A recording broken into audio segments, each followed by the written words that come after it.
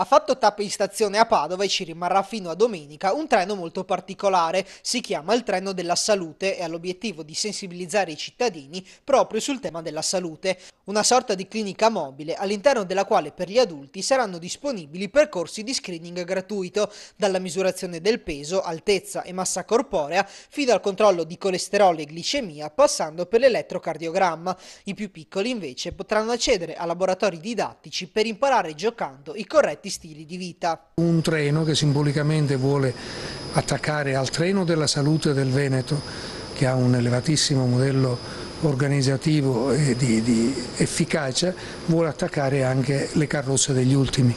Gli ultimi in questione sono gli abitanti della Sierra Leone, colpiti da un'epidemia di Ebola negli ultimi anni ed aiutati quotidianamente da medici con l'Africa QAM, veri promotori del treno della salute.